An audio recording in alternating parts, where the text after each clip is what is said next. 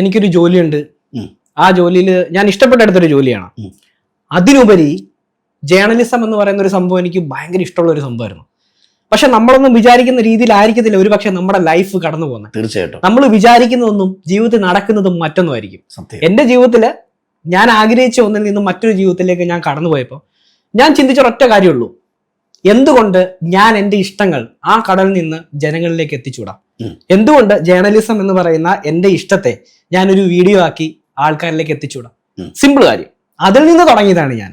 ഈ കടൽ ജീവിയുടെ ഇൻസ്റ്റാഗ്രാം പേജ് എടുത്തു നോക്കുമ്പോഴേ ജേർണലിസം ഒരു ലവും ഫസ്റ്റ് കിടപ്പുണ്ട്. അത്രമേൽ ഇഷ്ടമായിരുന്നോ? തീർച്ചയായിട്ടും ഭയങ്കര ഇഷ്ടമായിരുന്നു ജേർണലിസം എന്ന് പറയുന്നത്. ഞാനൊരു ചെറിയ പ്രായത്തിൽ മുതൽ എപ്പോഴും ഞാൻ സീരിയലോ സിനിമയോ ഒന്നും അല്ല കാണുന്നത്, ഞാൻ കാണുന്നത് വാർത്തകളാണ്. ഇപ്പോഴായാലും ഞാൻ കാണുന്നത് വാർത്തകൾ മാത്രമാണ്.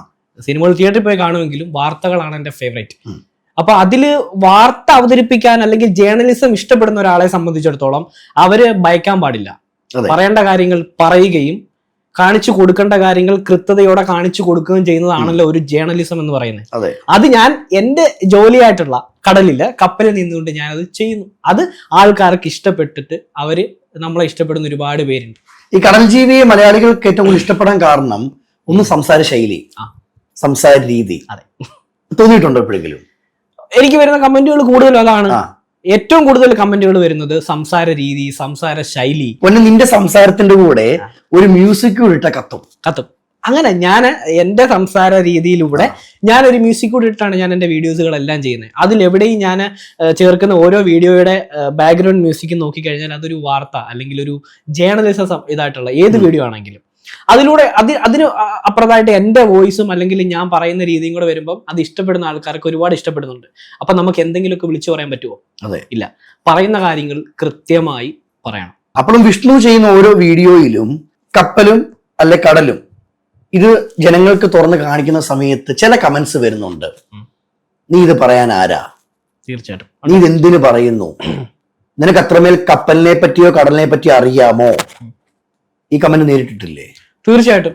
ആദ്യമൊക്കെ ഇടുന്ന എല്ലാ കമന്റുകൾക്കും താഴെ വരുന്നത് നീ ആരാണ്, എല്ലാം പോട്ടെ, ജനങ്ങളെ മാറ്റി നിർത്ത്. കപ്പലിനെ പറ്റി അറിയാത്ത, ഈ ഫീൽഡിൽ ജോലി ചെയ്യാത്ത ആൾക്കാരെ നമുക്ക് മാറ്റി നിർത്താം. പക്ഷെ കപ്പലിൽ ജോലി ചെയ്യുന്ന എൻ്റെ സഹപ്രവർത്തകരായിട്ടുള്ളവർ തന്നെ എനിക്ക് മോശമായിട്ടുള്ള കമന്റുകൾ വന്നിട്ടുണ്ട്. എന്തൊക്കെ പറഞ്ഞിട്ടുണ്ട്? എൻ്റെ അറിവില് ഒരു ക്യാപ്റ്റനായിട്ടുള്ള ഒരാളുണ്ട്. ആള് തമിഴ് നാട്ടുകാരനാണ്, അറിയപ്പെടുന്നൊരു അത്യാവശ്യം വീഡിയോസ് ഒക്കെ ചെയ്യുന്നുണ്ട്. അപ്പൊ ഞാനിടുന്ന ഓരോ വീഡിയോയുടെയും താഴെ വന്നിട്ട് ഫുള്ള് നെഗറ്റീവ് കമന്റുകളാണ്. അപ്പൊ ഞാൻ ആലോചിച്ചത് എന്തിനാണ് ഇദ്ദേഹം നീ എന്തിനാണ് തള്ളുന്നത്, നീ എന്തിനാണ് ഇങ്ങനൊക്കെ ചെയ്യുന്നത്, നീ പറയുന്നതൊക്കെ തെറ്റാണ്, അങ്ങനെയാണ് ഇങ്ങനെ, നീ ഇതൊക്കെ എന്തിനാണ് കാണിക്കുന്നത്? കണ്ടിന്യൂ ആയിട്ടൊരു 3-4 വീഡിയോ ഇങ്ങനെ കമന്റ് വരിക. അപ്പോ ഞാൻ വിചാരിച്ച എന്തിനാണ് ഇങ്ങനൊക്കെ പറയുന്നത്, ഞാൻ എന്ത് ചെയ്തിട്ടാ? ഞാൻ എൻ്റെ ഇഷ്ടങ്ങളായിട്ട് ഞാനത് അവതരിപ്പിക്കുന്നല്ലേ. പിന്നീട് ഞാൻ നോക്കുമ്പോൾ എൻ്റെ ലിസ്റ്റിന്റെ അകത്ത് എനിക്ക് ടാഗ് ഓപ്ഷൻസ് ഇതിൽ ഇൻസ്റ്റാഗ്രാമിൽ ഇങ്ങനെ കുറേ വന്നു കിടക്കുക. എന്താണെന്നറിയോ? അദ്ദേഹം ചെയ്യുന്ന വീഡിയോയ്ക്ക് ഞാൻ കൊളാബ് ചെയ്യാത്തതിന്റെ ദേഷ്യമായിരിക്കാം, ഞാൻ അങ്ങനെയാണത് കണ്ടത്. എനിക്ക് തോന്നുന്നു അയാൾ ഒരു 2000-ൽ-അധികം പോസ്റ്റുകൾ ഇതുവരെ ഇട്ടിട്ടുണ്ട്. ചെയ്യുന്ന വീഡിയോസ് ഓരോന്നും വടിവേലു സംബന്ധമായിട്ടുള്ള. ഇത് പറയുമ്പോൾ ഇത് കാണുന്ന ആൾക്കാർക്ക് അത് ആരാന്ന് മനസ്സിലാവും. വടിവേലുവിന്റെ അല്ലെങ്കിൽ കോമഡി ക്യാരക്ടറായിട്ടുള്ള ആൾക്കാരുടെ സിനിമ പിന്നെ വോയിസുകൾ എടുത്തിട്ട് അതിന് കപ്പലിൽ നിന്നുകൊണ്ട് വോയിസ് ഓവർ ഇത് ചെയ്തിട്ട് അഭിനയിക്കുന്ന ഒരാളാണ്. ഞാൻ ചോദിക്കട്ടെ, ഞാൻ അങ്ങനെ ഒരാൾക്ക് ഞാൻ ഇതിൽ കൊളാബ് കൊടുക്കാൻ പറ്റും? ആവശ്യമില്ല. അതിന് അദ്ദേഹം കണ്ടെത്തിയൊരു വഴി എന്ന് പറഞ്ഞാൽ ഫുള്ള് നെഗറ്റീവ് എൻ്റെ അതിന് താഴെ വന്നിട്ട് കമന്റ്. അതെനിക്ക് മനസ്സിൽ ശരിക്കും പറഞ്ഞാൽ ഞാൻ അയാളെ ഫോളോ ചെയ്യുന്ന ഒരാളാണ്, പക്ഷെ എനിക്ക് അതൊരു ഭയങ്കര പ്രയാസമായിട്ടുണ്ടായിരുന്നു. അപ്പൊ നമ്മുടെ ഫീൽഡിൽ നിൽക്കുന്ന ആള് തന്നെ നമുക്കെതിരെ സംസാരിക്കുന്നല്ലോ എന്ന് ചിന്തിക്കും. അല്ലെങ്കിൽ ജീവിതത്തിൽ കൂടെ നിൽക്കുന്നവരല്ലേ ഏറ്റവും വലിയ ശത്രുക്കള്? തീർച്ചയായിട്ടും ഇല്ലാന്ന് പറയാൻ പറ്റത്തില്ല. ഇല്ലാന്ന് പറയാൻ പറ്റില്ല. ഇന്ന് കടൽ ജീവി എന്ന വിഷ്ണു ആണ് ഇന്റർവ്യൂ വരുന്നെന്ന് അറിഞ്ഞപ്പം ചില പ്രേക്ഷകർ വിഷ്ണുവിനെ സ്നേഹിക്കുന്നവർ എന്നോട് പേഴ്സണലി പറഞ്ഞ 2-3 കാര്യങ്ങളുണ്ട്. അജിം ബ്രോ, വിഷ്ണു ബ്രോ ഇന്ന് വരുന്നുണ്ടെങ്കിൽ ചോദിക്കേണ്ട കാര്യം കപ്പലിന്റെ നീളമല്ല, വെള്ളത്തിന്റെ ആഴമല്ല, കടലിന്റെ വൃത്തിയല്ല, ജാതി കപ്പലിലുണ്ടോ, മതമുണ്ടോ, നിങ്ങളിപ്പോഴും വീഡിയോയിൽ പുറത്തു വിടാത്ത പല പ്രശ്നങ്ങളും ഇല്ലേ വിഷ്ണു? തീർച്ചയായിട്ടും. അത് എന്തുകൊണ്ടാണ് ഞാൻ അത് ഒഴിവാക്കുന്നതെന്ന് വിചാരിച്ചാൽ, ഞാൻ ഒരു വീഡിയോയിലും വിവാദം ഉണ്ടാക്കാനോ അല്ലെങ്കിൽ ഒരു ജാതിയെയോ ഒരു മതത്തിനെയോ ഒരു കമ്പനിയോ അധിക്ഷേപിക്കാനോ ഒന്നും ഞാൻ തയ്യാറല്ല. ഞാൻ ചെയ്യുന്ന ജോലി, ഞാൻ എന്താണോ ജനങ്ങളെ എത്തിക്കേണ്ടത് അത് മാത്രം അറിയാത്തവർക്ക് പറഞ്ഞു കൊടുക്കുക ചെയ്യുന്നത്. ഇനിയിപ്പൊ ചോദിച്ചത് കൊണ്ട് ഞാൻ പറയാം, തീർച്ചയായിട്ടും എന്റെ കൺമുന്നിൽ ഞാൻ കണ്ട കാഴ്ച ജാതി വിവേചനം എന്ന് പറയുന്ന ഒരു സംഭവം കപ്പലിന്റെ അകത്തുണ്ട്. കരയിൽ മാത്രമല്ല, കരയിൽ നിന്ന് ഈ കരയിൽ ജീവിക്കുന്ന ഇതേ മനുഷ്യര് തന്നെയാണ് കപ്പലിലേക്കും കടന്നു വരുന്നത്. അപ്പം ഈ അവര് വളർന്നു വന്ന സാഹചര്യത്തില് അവര് പഠിച്ച കാര്യങ്ങൾ തീർച്ചയായിട്ടും കപ്പലിലും അത് പ്രതിഫലിക്കും. സത്യമല്ലേ? അതേപോലെ തന്നെ ഇപ്പൊ ഞാൻ പറയുകയാണെങ്കിൽ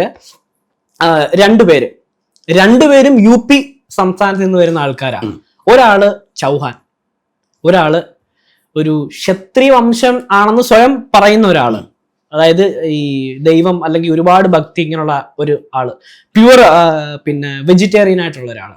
അപ്പോൾ ആള് ഞാൻ കണ്ടൊരു കാഴ്ച എന്ന് പറഞ്ഞാല് ഗൾഫ് സൈഡിലാണ് കപ്പൽ ട്രേഡ് ചെയ്യുന്നത്. ഇപ്പൊ ഗൾഫിലെ ചൂട് നിങ്ങൾക്ക് അറിയാം, ഒരു 40-50 ഡിഗ്രി ചൂടാണെങ്കിൽ പോലും കപ്പൽ ഇരുമ്പ് കൊണ്ടാണ് നിർമ്മിച്ചിരിക്കുന്നത്.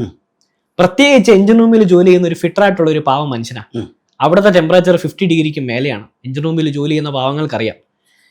അദ്ദേഹം ഉച്ചയ്ക്ക് ചോറ് കഴിക്കാൻ വേണ്ടിയിട്ട് ലഞ്ച് ടൈമിൽ ഗാലിയിലേക്ക് വരുമ്പോൾ മോരും വെള്ളം ഉണ്ടാക്കി വെച്ചിട്ടുണ്ട്. അപ്പൊ ഈ ചൂടത്ത് ഭയങ്കര ഇതായിട്ടാണ് ആള് വരുന്നത്. വന്ന് അങ്ങനെ ഗ്ലാസ് എടുത്തു, ഗ്ലാസ്സിൽ മോരും വെള്ളം എടുത്ത് ഇങ്ങനെ ഗ്ലാസ്സിലേക്ക് ഒഴിക്കുമ്പോൾ ആ ഒരു സ്പൂണ് ആളുടെ ഗ്ലാസിന്റെ സൈഡിൽ ടച്ചായി എന്നും പറഞ്ഞിട്ട് ഈ കണ്ടുകൊണ്ട് നിന്ന ഈ ക്ഷത്രിയവംശം എന്ന് സ്വയം അവകാശപ്പെടുന്ന അയാളുമായിട്ട് വഴക്കുണ്ടായി. അത് പിന്നെ അടിയിലേക്കായി. രണ്ടുപേരും ഗാലിയിൽ കടന്ന് ഉരുണ്ടിട്ട് ഒരാളുടെ മുടിക്ക് കുത്തിപ്പിടിച്ചിരിക്കുക. ഞാൻ നോക്കുമ്പോൾ ഞങ്ങളൊക്കെ ഓടിച്ചു നിൽക്കുമ്പോൾ ഒരാളുടെ മുടിക്ക് കുത്തിപ്പിടിച്ച് വെച്ചിരിക്കുക. എന്നിട്ട് ഒരു ഫോർക്ക് സ്പൂൺ എടുത്തിട്ട് മറ്റേ ആ ചൗഹാൻ എന്ന് പറയുന്ന ആളുടെ ഇവിടെ ഇങ്ങനെ കുത്തിനെ കീറി ബ്ലഡ് ഇങ്ങനെ വരിക. രണ്ട് സൈഡിലുള്ള ആൾക്കാർ ഇങ്ങനെ നോക്കി നിൽക്കുക. വന്നിട്ട് നമ്മൾ എന്തിനാണെന്നറിയോ, ആ മോരെടുത്തപ്പോൾ ആ ഗ്ലാസ്സിലേക്ക് ആ തവി ഒന്ന് ടച്ചായി, അല്ലെ ആ സ്പൂൺ ഒന്ന് ടച്ചായി.